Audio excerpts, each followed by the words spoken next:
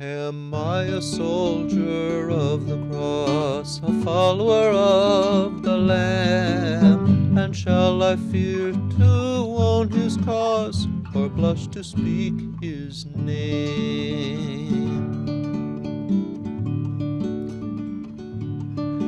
Shall I be carried to the skies on flowery beds of ease, whilst others fought to win the prize and sailed on bloody seas?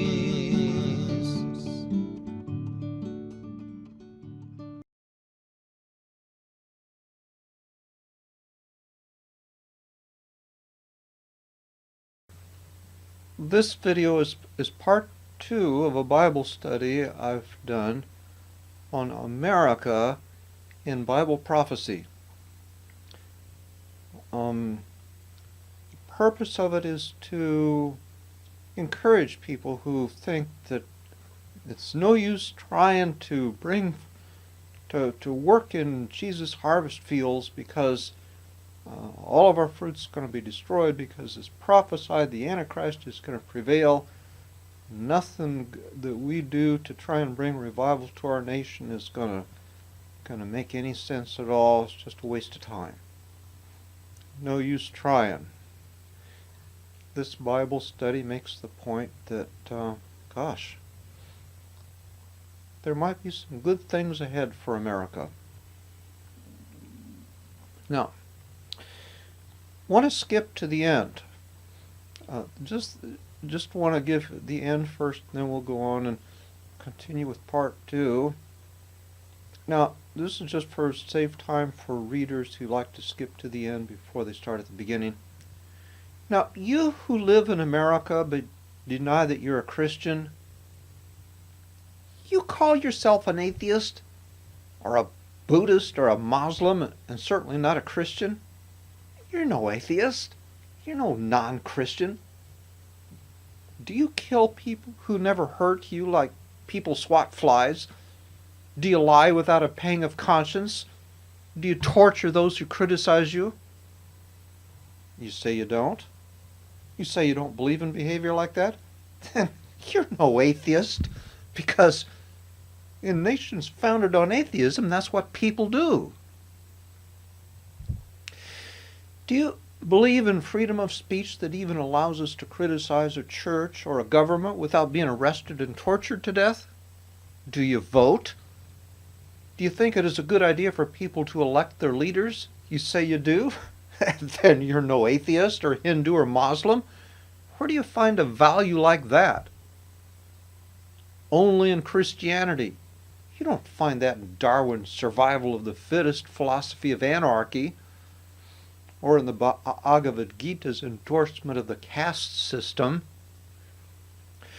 or in the Quran's obsession with sword point conversions, and the protesters carrying signs saying freedom, go to hell.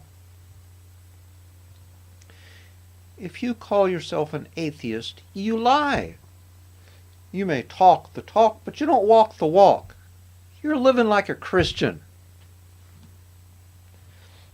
Do you picture civilization as a society of free men and women who fight their battles with words and principles rather than bullets and bombs, living in peace and safety and serving one another with their talents? Is that your idea of real authority, the influence you have because your services to others are sought after, rather than the influence you have because you are the best gangster at killing all your enemies without getting stopped? You fraud! You're living like a Christian! Admit it. Face it. Those are all exclusively Christian values. You live in a Christian nation, living in safety and prosperity because of its foundation in Christian principles, and you have swallowed it hook, line, and sinker. Don't let the preachers deceive you who say you aren't a Christian unless you agree with a set of words they have laid out. As long as you say their words, you're a Christian, even if you still make babies with strangers and kill them before they can embarrass you. they say. But Romans 2 says it's about how you choose to live. Do you love living in America by the principles that made America? Have you passed up opportunities to move to communist China where you can get a job torturing people who criticize you and call yourself the law? Face it, you've sold out. You protest. But I killed my baby. I'm even a sodomite. Don't I get some credit for that? Okay, you aren't totally a Christian, but you're not consistent. You're on the fence. As long as you deny how you live and keep spouting all that anti-Christian nonsense, you are in danger of one day actually believing yourself and starting to live it, which in America may land you smack in jail. Then there's that little matter of what happens when you die.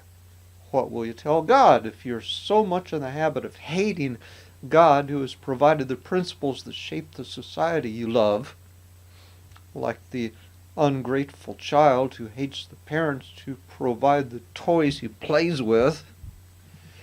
When you stand before the gate to a land where honesty is not a virtue but the only option, where you cannot have pleasure at the expense of others, where you must trust God to direct you towards your own goals, even when you don't understand how God's directions will benefit you, will you wrinkle up your face and scream, "I'm out of here"? You say, what makes you think America's values are Christian values? Where does the Bible talk about freedom or any of those other things? Glad you asked. Hang on, it's going to be a wild ride.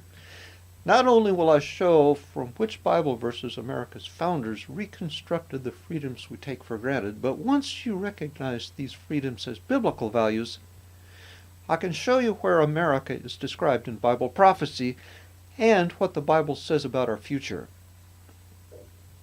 Now, this is part 2 of this video series, and it's reason number 7 to have hope for the future. Hope that your efforts to restore America to its original vision are not determined by Bible prophecy to be in vain. It is not decreed that you are going to fail. Now, in Bible prophecy, number 7, reason number 7, 2 movements are described, one economic and the other political, of which the United States is the unquestioned leader and even personification: capitalism and freedom. Now, the future for capitalism is rocky, but survivable. The future for freedom is overwhelming victory. Now, Christians have forgotten so much since America was founded that we don't think either one of these, either capitalism or political freedom, are even biblical values. So, I've not even heard David Barton, to whom all Americans are indebted for restoring the knowledge of how consciously America's founders based their decisions on the Bible. I haven't even heard him explain how America is Christian in these 2 most fundamental senses. We think capitalism came from rich men and freedom came from the Greeks, and that neither are found in the Bible, but rather the Bible tells us to be poor and to be slavishly to submit to any tyrant that usurps control over us. So it's going to take a little time before we're ready for the prophecy about capitalism to establish that it is an essential of Christianity, and that therefore the prophecy about it is of blessing and not of judgment. And by the way, a little aside, I am not going to be making the case that capitalism is a value in the Bible that leads to everyone praying for a Rolls Royce and for God to give them all kinds of wealth. Capitalism is a matter of is a system of service to other people which enriches us all. It's a biblical system. Now, by the way, America is also distinguished by the magnitude of its volunteerism. 4.5% of our gross domestic product is charity. And that's not counting giving or volunteering to churches. The next most generous country at something like half that level of giving is Great Britain, whose social, political, and spiritual structures are perhaps most like ours of any other nation.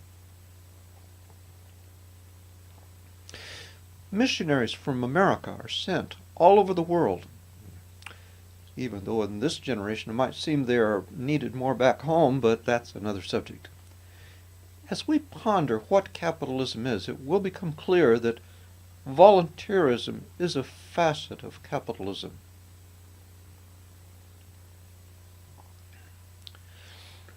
Now, as I said, there's two movements, capitalism and freedom. In this hour, we're going to barely do justice to the subject of capitalism. Freedom will have to be for a later video. How political freedom is a biblical value, and its destiny is in the last days is prophesied in the Bible. Today it's only capitalism. Now, my BFD defines capitalism. A BFD, that's my big fat dictionary. The definition is the economic system in which all or most of the means of production and distribution, as land, factories, railroads, etc., are privately owned and operated for profit, originally under fully competitive conditions. It has been generally characterized by a tendency toward concentration of wealth, and in its later phase, by the growth of great corporations, increased government control, etc. What a stupid definition in so many ways. And yet, isn't that what everyone, especially Democrats, thinks capitalism is? An email I received illustrates what's wrong with this definition. The email starts off with 13 photos of extravagant rooms and building entrances. The reader is challenged to guess who lives there. One photo looks like the familiar entrance to the White House. Each room looks like it took at least $1 million to furnish. Finally, we get to a photo of the resident of this palace, Robert Mugabe, President of Zimbabwe.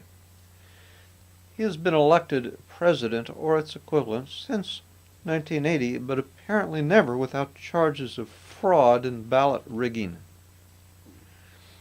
After the photo of Mugabe are 4 photos of his people living in poverty.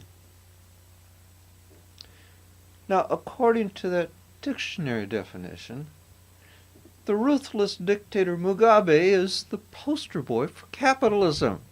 Let me tell you a little bit about the man, and then you can help me decide if we need to define capitalism a little more carefully. In April 1979, Zimbabwe had its first democratic elections in which blacks could vote.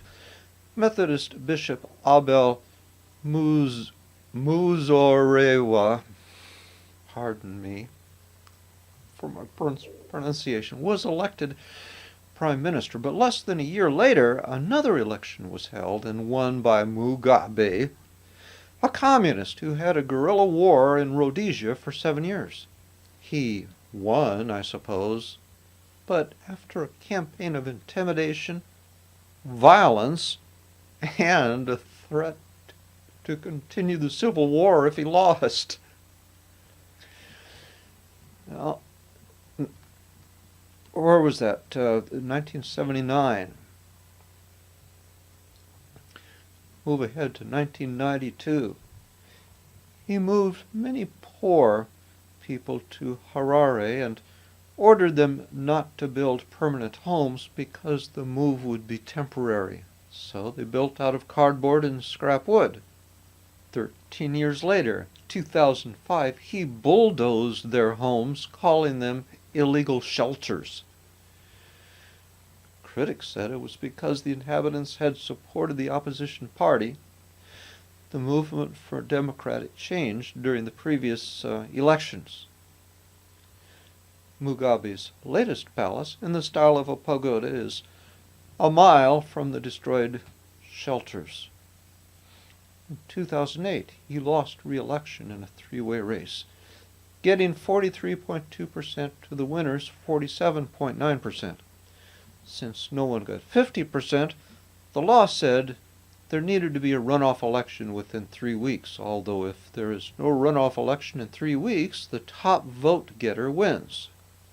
Mugabe began a campaign of violence that killed at least 85, left hundreds missing, thousands injured, and hundreds of thousands driven from their homes.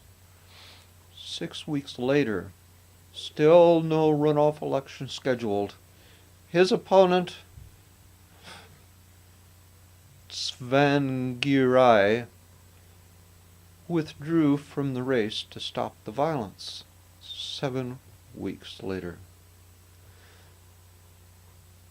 the runoff election was held. Mugabe, the only candidate left, won by 85.4% to Tsvangirai's 9.3%. In 2007, Parade magazine had declared Mugabe 7th worst dictator in the world. In 2009, it gave Mugabe top honors. You can watch a movie called The Interpreter. It's about a fictional African ruler, much like Mugabe. Enough like Mugabe that Mugabe banned its showing in Zimbabwe. Most of these facts, by the way, are taken from Wikipedia. Now, U.S. presidents live in similar luxury, but are only temporary stewards of it for 8 years maximum, with the full consent of all the people. Mugabe, by contrast, owns his palaces for as long as he can. If he is deposed peacefully, he will probably take much of it with him. My BFD would classify Mugabe as a capitalist. He privately owns most of Zimbabwe. He operates it for his profit. He seized power under competitive conditions. His political system tends toward concentration of wealth and towards increased governmental control and towards lots of etc. What careless thinking to say capitalism tends toward concentration of wealth when wealth is far more concentrated in the alternative political systems. Dictators, kings, and whoever manages to become the managers of socialism.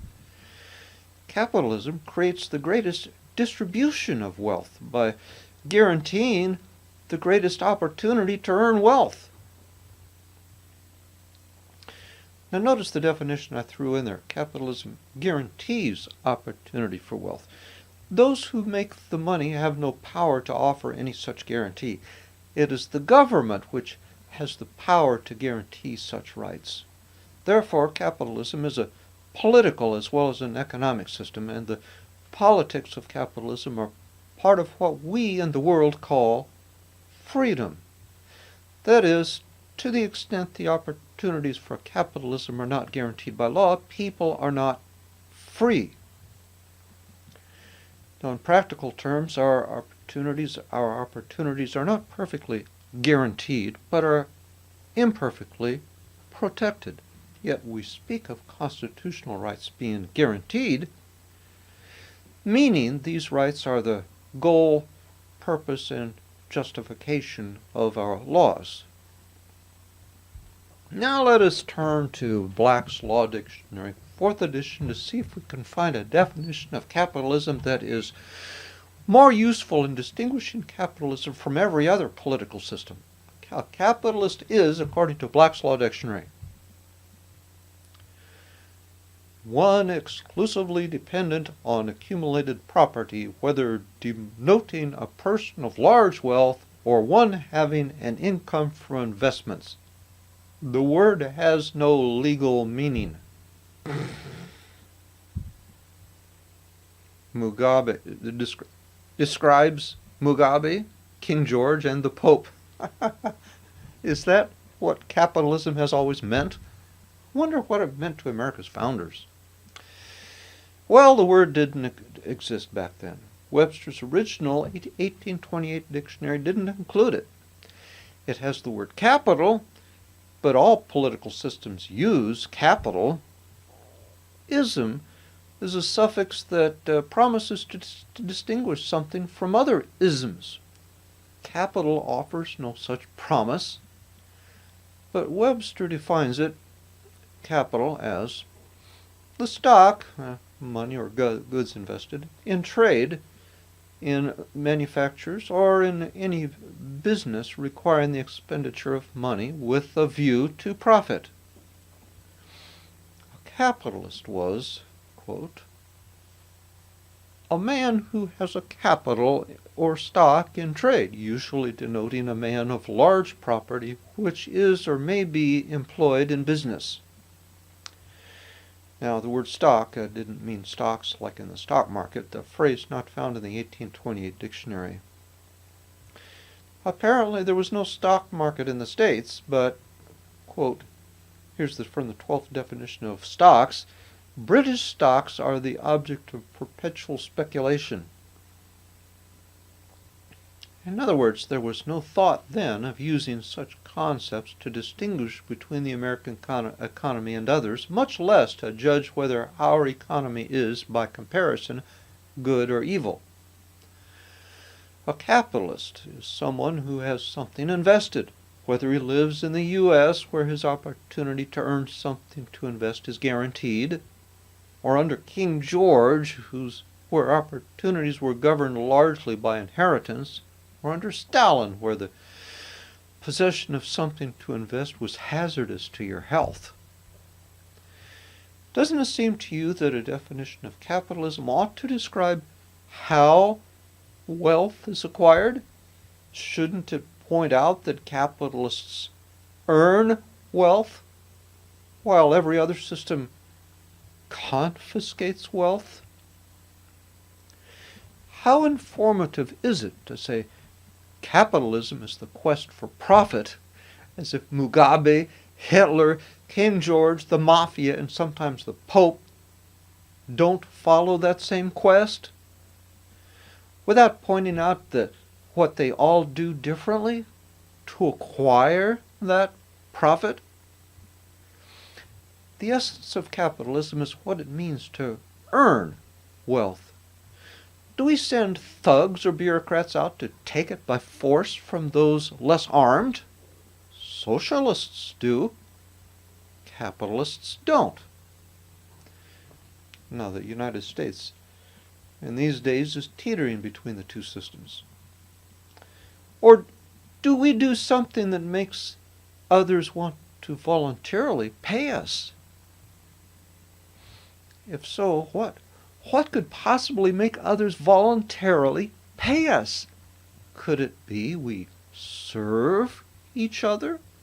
Could it possibly be we do not do what we want, but what others want? These are the details that distinguish between the American system and its predecessors. But these details are left out of dictionaries and out of popular thinking about our economic system, and especially about our word, capitalism. An economy typified by bureaucrats taking wealth by force from others, partly to redistribute it, but mostly to enrich the bureaucrats, we may characterize as an economy of masters. An economy typified by people providing services to each other. That kind of an economy we may characterize as an economy of service. I have found a definition of capitalism that succeeds in distinguishing between our system and its alternatives.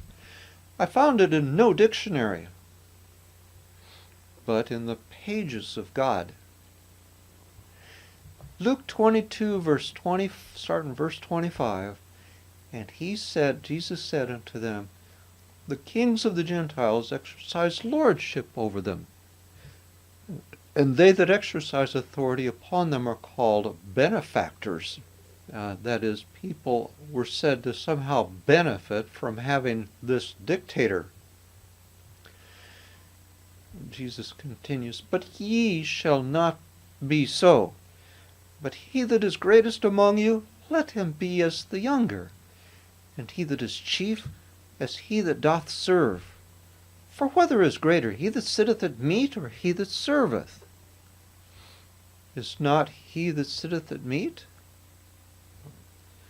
In other words, the image is seated like who's in charge? The guy that sits down in a restaurant and waits to be waited on, or the waiter? Is not he that sitteth at meat? For I am among you as he that serveth. Is man greater than God because God serves man? Only in Christianity is love your neighbor and love your enemy a commandment. Much less is love your neighbor the second greatest commandment. We serve each other because we love each other. You may think, not much, but compared to the rest of the world, yes, we do. Look at our orderliness in long lines. Look at police who virtually never take bribes so that the law-abiding do not fear them. Look at, but rather than me create a list, here's former President Herbert Hoover describing how service epitomizes America's economy. He wrote, for centuries, the human race believed that divine inspiration rested in a few. The result was blind faith in religious hierarchies, the divine right of kings. The world has been disillusioned of this belief that divinity rests in any special group or class, whether it be through a creed, a tyranny of kinds, or of proletariat. Our individualism insists upon the divine in each human being. It rests upon the firm faith that the divine spark can be awakened in every heart. It was the refusal to compromise these things that led to the migration of those religious groups who so largely composed our forefathers. Our diversified religious faiths are the apotheosis, what's that word mean? Apotheosis of spiritual individualism. The vast multiplication of voluntary organizations for altruistic purposes are themselves proof of the ferment of spirituality, service, and mutual responsibility. These associations for advancement of public welfare, improvement, morals, charity, public opinion, health, the clubs and societies for recreation and intellectual advancement, represent something moving at a far greater depth than joining. They represent the widespread aspiration for mutual advancement, self-expression, and neighborly helpfulness. Moreover, today, when we rehearse our own individual memories of success, we find that none gives us such comfort as memory of service given. Do we not refer to our veterans as servicemen? Do not our merchants and businessmen pride themselves in something of service given beyond the price of their goods? When we traverse the glorious deeds of our fathers, we today never enumerate those acts that were not rooted in the soil of service. Those whom we revere are those who triumphed in service, for from them comes the uplift of the human heart and the uplift of the human mind.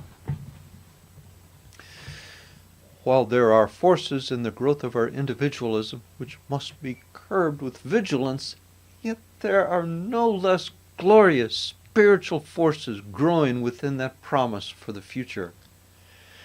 There is developing in our people a new valuation of individuals and of groups and of nations. It is a rising vision of service. Indeed, if I were to select the social force that above all others has advanced sharply during these past years of suffering, it is that of service. Service to those with whom we come in contact, service to the nation, and service to the world itself. If we examine the great mystical forces of the past 7 years, we find this great spiritual force poured out by our people as never before in the history of the world, the ideal of service.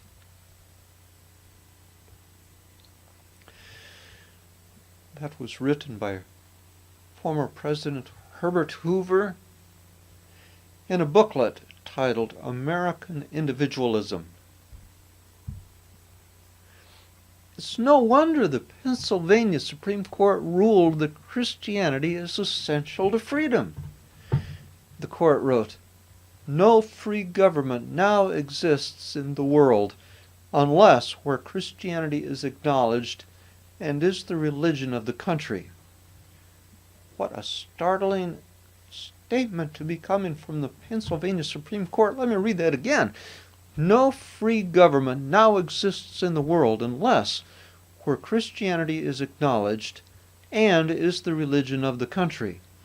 The case is called Updegraff versus Commonwealth, 11 Serge SCRG and R, 393, page 406.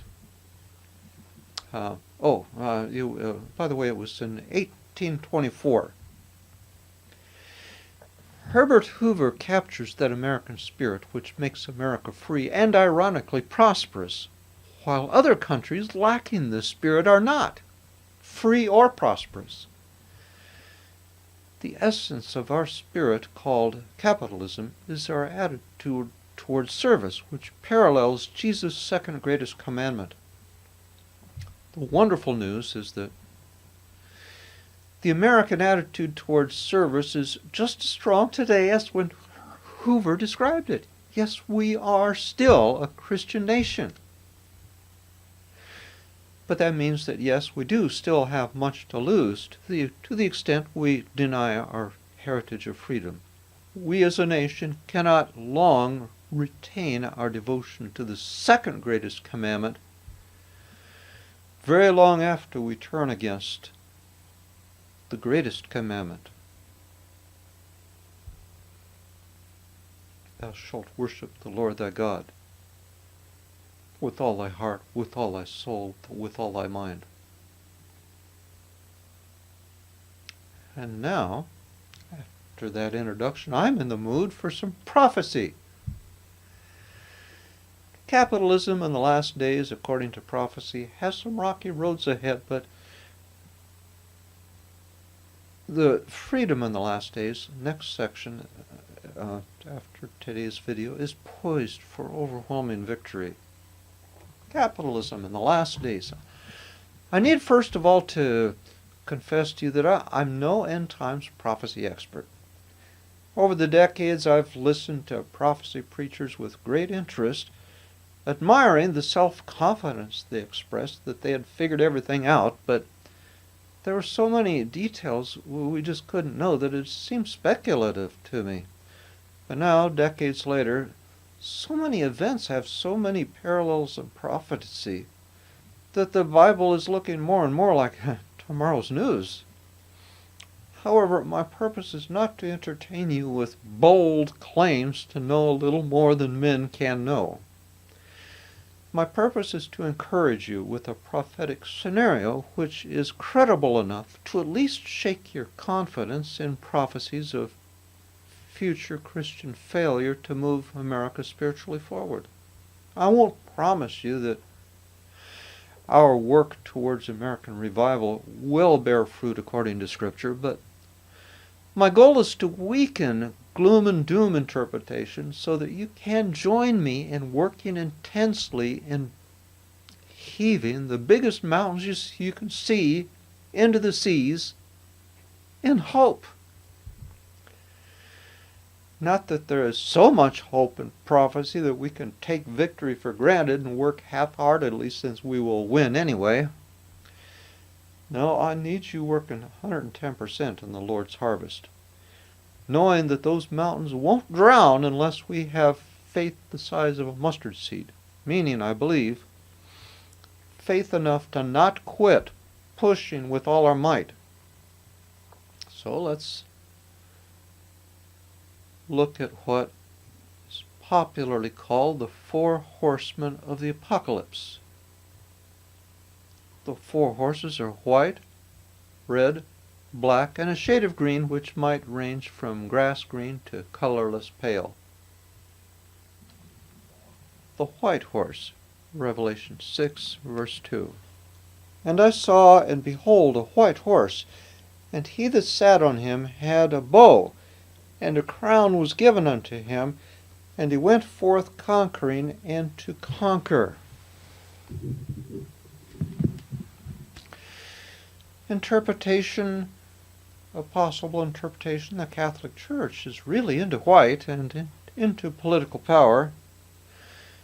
The Pope wears white from his robe to his tiara, that's his triple crown.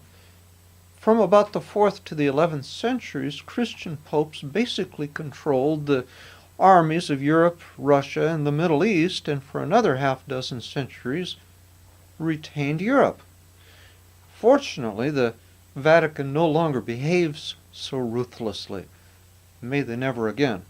But at the peak of their temporal power, their cruel tyranny rivaled any today, surely meriting a mention in Revelation. I found this interpretation at canaragio.com, and I think I read it in an article by Irvin Baxter in End Time magazine, but I can't find the copy right now. Now, if this is the correct interpretation, perhaps this is a description of what happened centuries ago rather than what is still in our future. When the Pilgrims came, they believed the Pope was literally the Antichrist, and indeed, in those days he acted like it.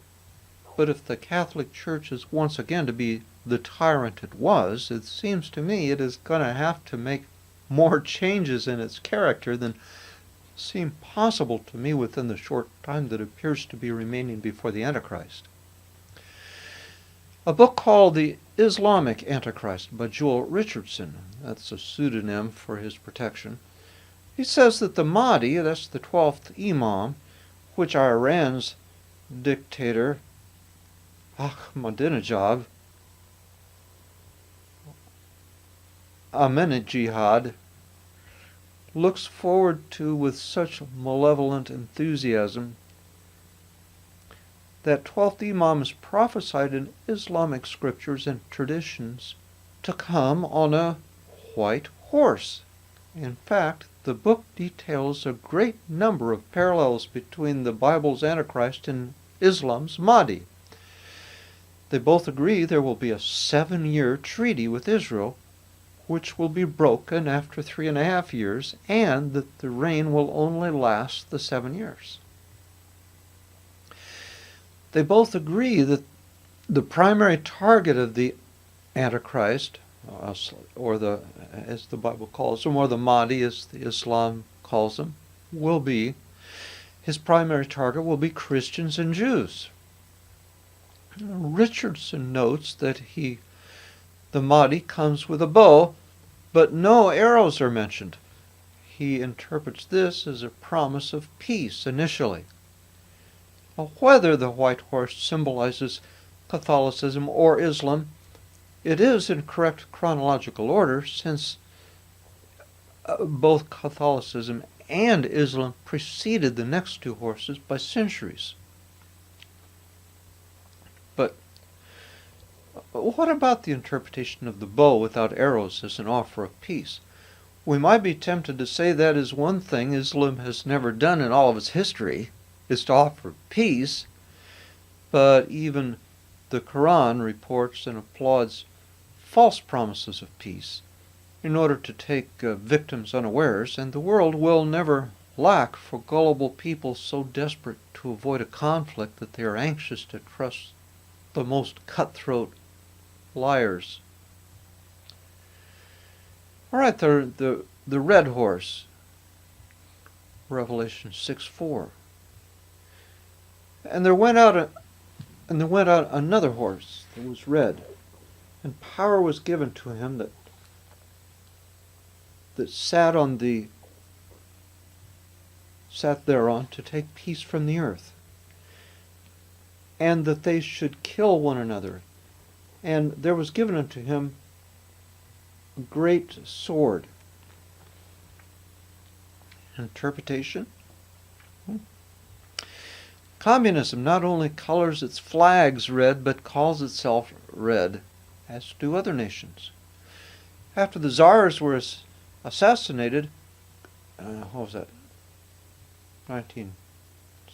Before World War I, 1910 or somewhere on there, communist armies fought each other for dominance, identifying themselves by colors.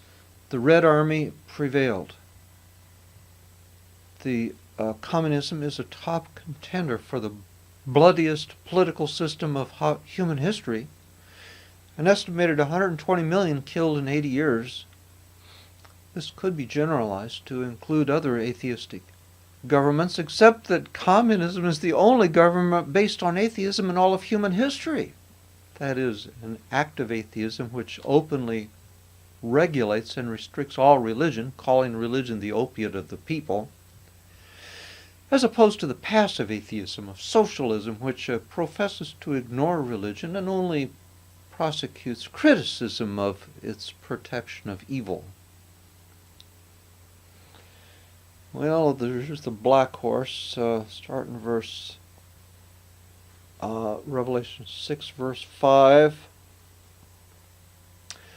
And I beheld, and lo, a black horse, and he that sat on him had a pair of balances in his hand, and I heard a voice in the midst of the four beasts say, a measure of wheat for a penny. Now, a measure is less than a quart. It's enough to feed a man for a day.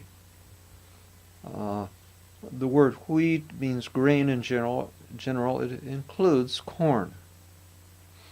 A penny was 1 day's wages, and in other words, enough wheat to feed wheat or corn or whatever to feed a man for a day costs a day's wages. And the rest of the report was a measure of wheat for a penny and 3 measures of barley for a penny. Now, barley is a lower cost grain. The poor used to mix barley with their in their diets in order to stretch their budget. And the rest of the report is, and see thou hurt not the oil and the wine. Let me read that whole thing again. And behold, and lo, a black horse, and he that sat on him had a pair of balances in his hand. And I heard a voice in the midst of the 4 beasts say, a measure of wheat for a penny, and 3 measures of barley for a penny, and see thou hurt not the oil and the wine. Interpretation, capitalism. A healthy ledger is in the black. A pair of balances or a scale represents a system of measuring value, which is the engine of capitalism. Verse 6 is a commodities report. Unfortunately, the report is terrible. We're looking at a grain shortage, causing people to have to spend their entire budget on food staples that aren't even processed. So it's not even a Twinkie. It's just a sack of flour. You have to make your own Twinkie out of it. Wine means unfermented as well as fermented grape juice. Wine seems like such a small part of our economy that God must have meant a sense far broader than just the juice of grapes. Could milk also remain plentiful? If the promise includes beer, then a significant percentage of our GDP will remain stable. Oil meant then olive oil. Olive oil, remember the report said, touch not the oil or the wine. Olive oil then was used largely for light in oil lamps, but also was used for cosmetics. In Psalm 104:15, David praises God for oil to make the face to shine. It's also used for food and for healing. Matthew 6:13 says that you shall anoint Jesus anointed the sick and healed them. And it creates other products. Our cultural equivalent today is crude oil. We use it today for energy, agriculture, that is nitrogen for fertilizer. We make plastic and a huge variety of products. A TV commercial shows it being used for healing, in the sense that it shows common medical equipment made out of plastic. There's often been a famine in at least some of the world as a result of tyranny and war. In those regions, of course, it's always been the case that a day's wages, if there was work, barely bought a day's food rations. Now, as of December 12, 2010, as I'm writing this, Gerald Celente, CEO of Trends Research Institute, has been an accurate forecaster of economic trends, according to www.bibleprophecyblog.com. The record of his forecasts is at www.trendsresearch.com. He wrote, Celente said, in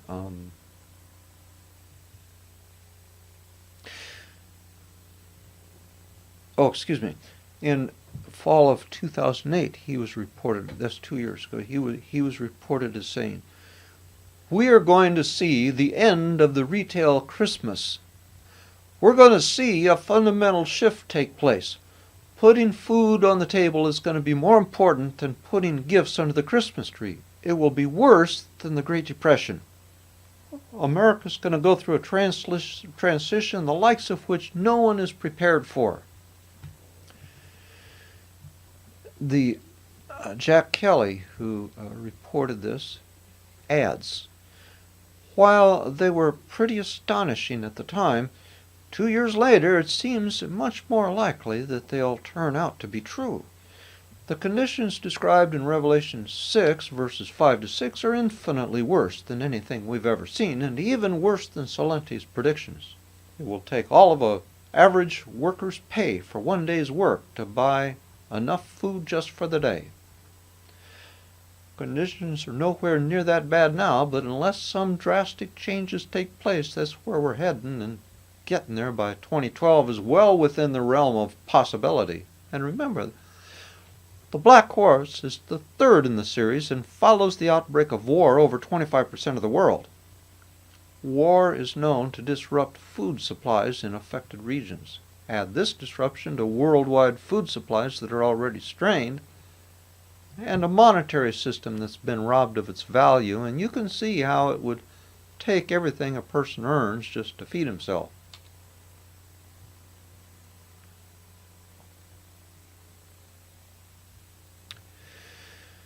Jack Kelly's interpretation, of course, would not say that the red horse represents communism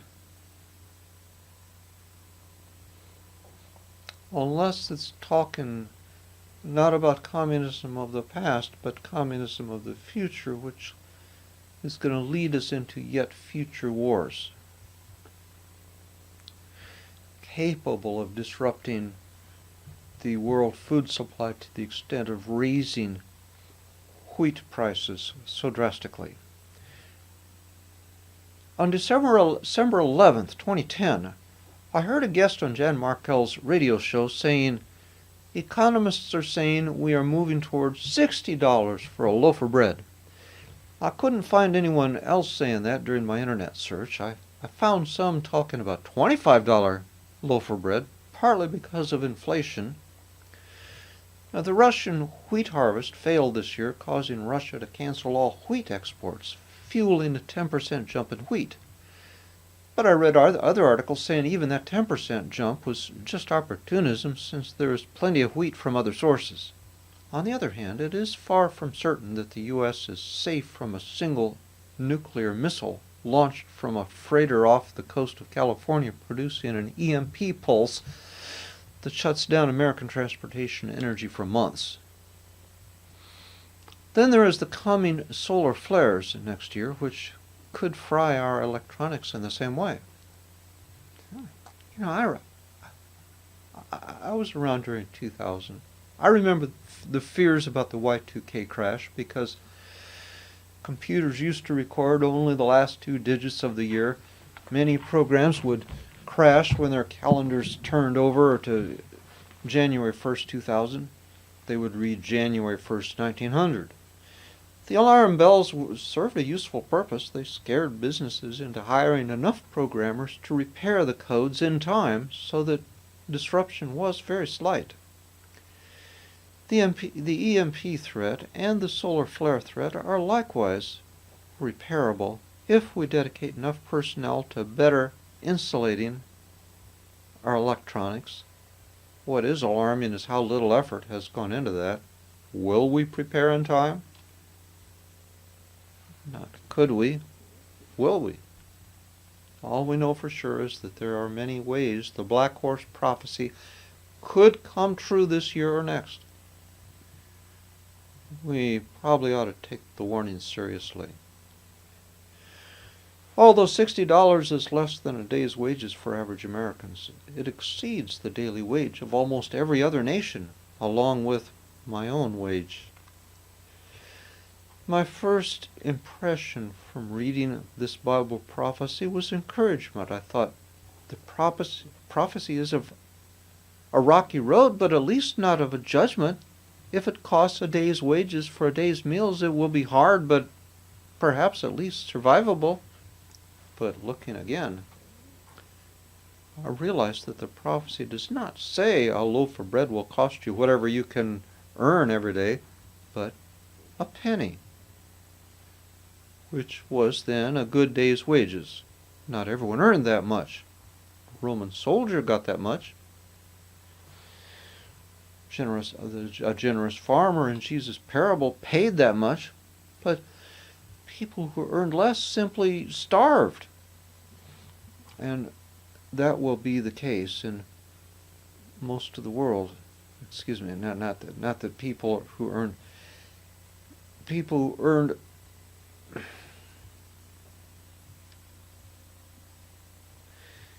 had, what I mean to say is, had the cost of wheat been a day's wages, then people who earned less than that day's wages, that average day's wages, a penny a day, simply starved.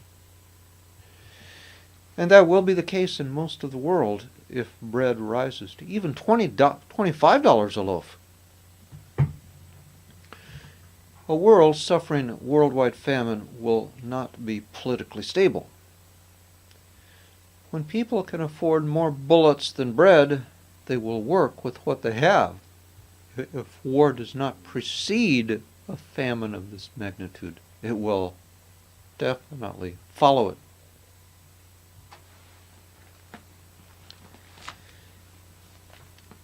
Revelation 6, verse 8. A green horse.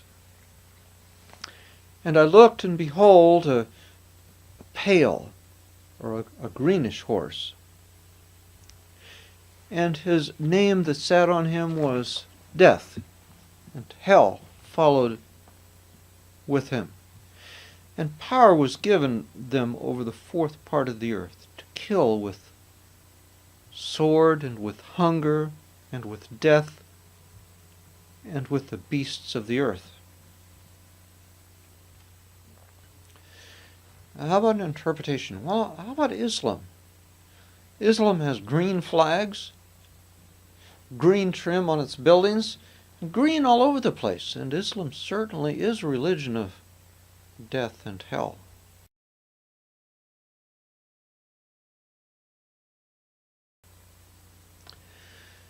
But if the white horse represents the Mahdi and the green horse represents Islam, why are two of the four horsemen basically the same threat? Wouldn't we expect only 3 horses, with one horse representing both the Mahdi and Islam? And why does the Mahdi precede Islam? Aren't these horses in chronological order? Well, I don't know. But it seems pretty clear that the black horse represents capitalism. The very concept of inflation was incomprehensible back before paper money, which makes inflation possible. And it is time for Americans, especially Christian Americans, to grasp the truth that capitalism is a biblical value. Because by grasping the nature of capitalism, Christians can survive the coming hard times, at least the hard economic times. Well, I think my time is up. And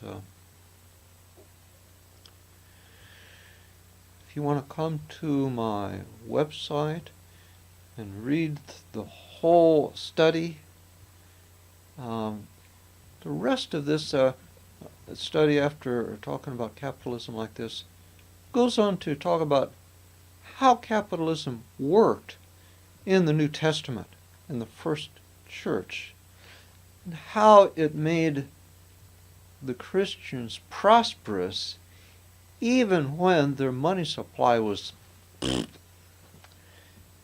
and when they didn't have access to money, they still traded their service. They served each other, which is what money is supposed to be able to buy. They just didn't require money. They just served each other anyway. And so they were de facto wealthy. So my article goes on to explain how that works, why it will save America even if our money supply just absolutely tanks. We don't have to go through a Great Depression even if our money supply is just totally destroyed. Don't have to do that. Bible shows us how. And then finally our next video, if I can get around to it, or you can just read it on my website, about freedom, political freedom and Bible prophecy, and the wonderful promising indications we have in the Bible, that our efforts to restore our nation will not be in vain. Website is www.saltshaker.us. Click on Bible Studies and look for Second Chances in the Last Days.